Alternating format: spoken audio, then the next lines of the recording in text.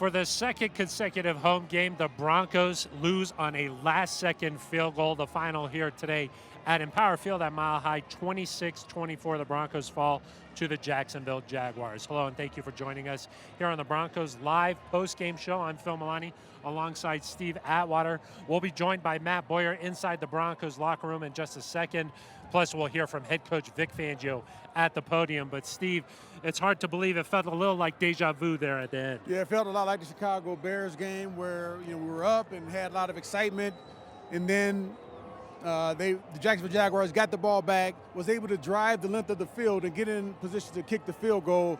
It was really demoralizing and, kind of took the win out of everyone. Yeah, and even more similar than that, there was another roughing the passer called there on the last second, or in the final drive by Jacksonville. Let's show you how the Broncos lost this game here in the first quarter, second drive of the game. Joe Flacco finds Noah Fant.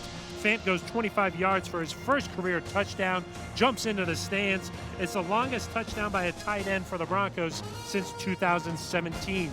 In the second quarter, Flacco finds Cortland Sutton, his first touchdown of the season, and the Broncos are rolling up 14-3. And heading into this game, the Broncos had no sacks. Today they finished with 5.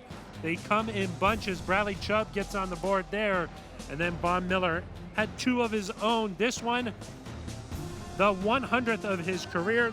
He's the 4th fastest player in NFL history to get to 100 sacks. But then Jacksonville scored 20 unanswered points.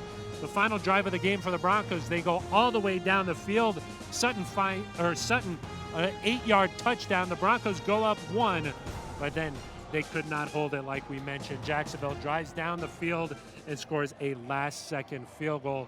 Steve, so much to unpack in this game, but it just seems like no matter what the Broncos did, especially in the second half, Jacksonville just had an answer. I agree, and I think I really like the game plan that Coach Fangio had defensively to try and stop them. The only thing is, who would have thought they would have gotten 269 yards rushing? No one never would have imagined that, but I thought he had a good game plan for Gardner Minshew, didn't blitz him a lot, made him sit back in the pocket, and we lost contained sometimes. That's the only problem we had with that. If we would have kept him contained, he didn't do that good of a job just reading the coverages and finding the open guy. But when he was able to break contain, he was able to extend the play a little bit further, and guys were able to break open and get free. That doomed us in. We found out what Minshew Mania was all about. I mean, he danced around in the pocket. He found guys wide open and then missed tackling, Steve. I mean, Leonard Fournette busted out like an 81-yard run. Missed tackling really hurt the Broncos today. Yes, and that's something that I know the coaches have been harping on. It's something they're going to have to go back to the drawing board with and make sure that guys are wrapping up every single time. And with the way the NFL is now, you can't have that much physicality during the week. So when do you get to practice that? They'll have to do some drills with dummies or whatever, but make sure that this doesn't happen again. This is kind of embarrassing, letting a team put up 269 yards rushing on you. I'm sure everybody feels bad about it. But guess what, Phil?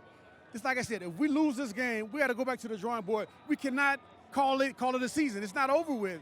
We got to go back to the drawing board and correct these things. Yeah, the Broncos have dropped to 0-4 on the season. It's hard to believe because this team does so many good things, but within the course of the game, they do some bad things that end up really hurting them.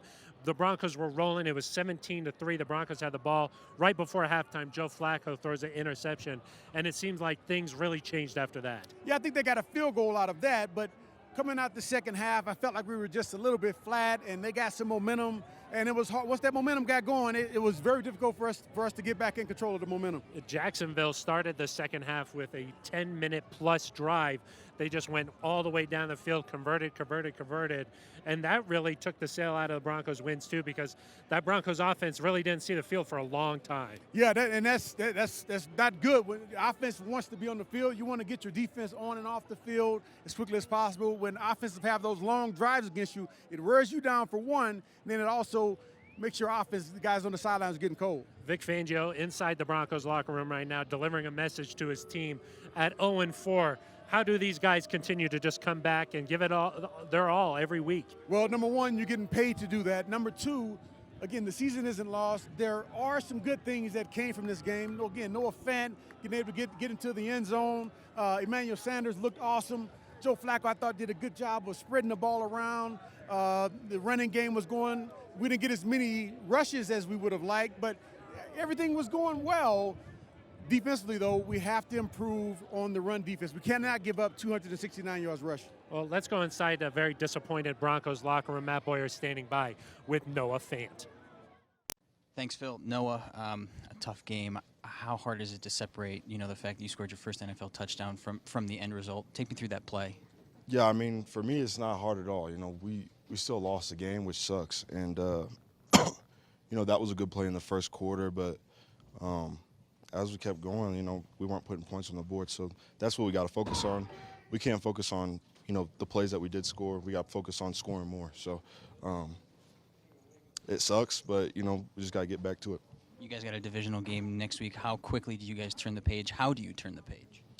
The biggest thing is we got to watch the film. We got to watch the film and see what we did wrong and go up from there. We have to improve. That's the biggest thing. We have to improve, and we can't stay the same because we see what doing the same thing has gotten us. So we just have to keep improving. We have to take that next step. So.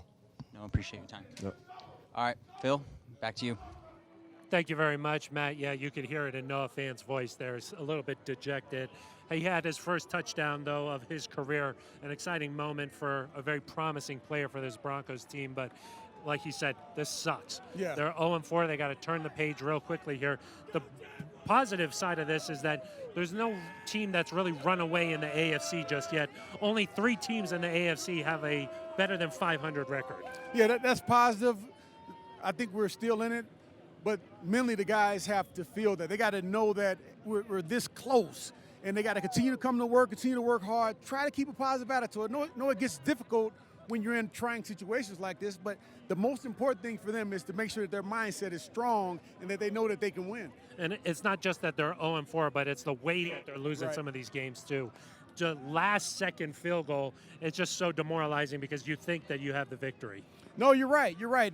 You had it right there a couple of times, and to get so close and feel the victory, taste the victory, and then have it kind of taken away from you. It feels like, especially with some of the calls that are questionable, that makes you feel bad. But again, the mindset is what's going to get everybody through this. If our mindset stays positive, it can't be over the top positive, but it has to be a positive enough to where everybody's going back, working on what they need to work on, and correcting all the mistakes that we made out here today. And hopefully the Broncos can get healthy after this game because they really miss Kareem Jackson, especially his tackling here today. And then hopefully a couple other guys can start to work their way back and get back out on this field. We did see Bradley Chubb. Seemed like he hurt his knee, but he came back in this game. And if you're just joining us, the Broncos fall to 0-4 on the season, a 26-24 loss to Jacksonville on a last-second field goal. The second consecutive home game that the Broncos lose on a last-second field goal. We're hoping to hear from head coach Vic Fangio here in just a second. But, Steve, what kind of changes do you think the Broncos will make? Maybe some lineup changes, or do you think they'll do anything where they say, look, we just got to get better at this spot?